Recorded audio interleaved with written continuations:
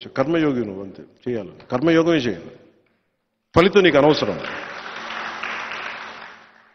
పార్టీని ఎలా నడపాలో నాకు తెలియలేదు, డబ్బులు ఎక్కడి నుంచి వస్తాయి. అలాంటి సమయంలో నాకు వెన్నంటి ఉన్న నా స్నేహితుడు, నా సన్నిహితుడు త్రివిక్రమ్ శ్రీనివాస్ గారికి మనస్ఫూర్తిగా ధన్యవాదాలు తెలుపుతున్నాను. అంటే నేను సమాజం కోసం ఆలోచిస్తే నా కోసం ఆలోచించేవాడు ఒక ఉండాలి కదా. అలాగా వచ్చి నా కోసం ఒక వకీల్ సాబ్ అనే సినిమా చూపించి ఇది బాగుంటుందేమో చూడండి అంటే అలాగా వచ్చి ఒక 3-4 సినిమాలు చేశాం. నా కోసం ఆయన స్క్రిప్ట్ రాసి, ఆయనకి ఏమాత్రం నేను పాలిటిక్స్కి వెళ్ళడం ఇష్టం లేదు ఆయనకి. కానీ నా వ్యధ భరించలేక ఆయన జల్సాలో కూడా ఆ ఇంటర్వెల్ సీను నా కోపం, అది సగటు మనిషి తాలూకు కోపం ఇంటర్వెల్ సీన్ అది. నేను చిన్నప్పుడు ఒక టీన్స్లో ఈ ఉద్యమాల వైపు వెళ్ళిపోదాం అనుకునేవాడిని.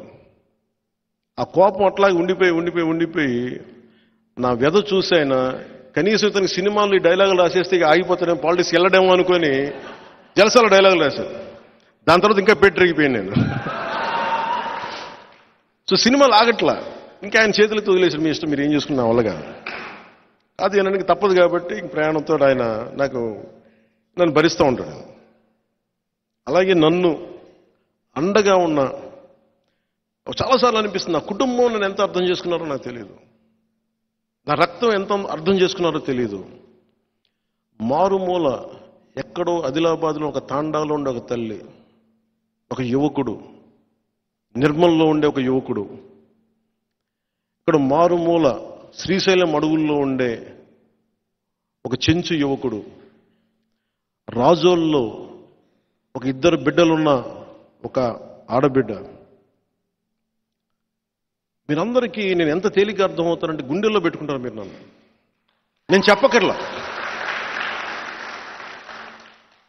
నేను ఏంటో నేను చెప్పకర్లా, కానీ ఒకసారి మా ఇంట్లో వాళ్ళకి నేను చెప్పుకోవాల్సి వస్తుంది నేనేంటో. బంధం దగ్గరయ్యే కొద్దీ చూడటం కష్టంగా ఉంటుంది. మీరు దూరం నుంచి చాలా ట్రాన్స్పరెంట్గా, చాలా పారదర్శకతతో చూస్తారు మీరు. నన్ను మోడీ గారికి అర్థమవుతాను, మీకు అర్థమవుతాను, నాతో పాటు పనిచేసే కొద్ది మందికి నేను అర్థం కాను. ఎందుకు అర్థం కానంటే నా మీద ఆశ ఉంది. ఒక కప్పు కాఫీ ఇచ్చి కూడా ఎమ్మెల్యేలు ఆశిస్తారు నా దగ్గర.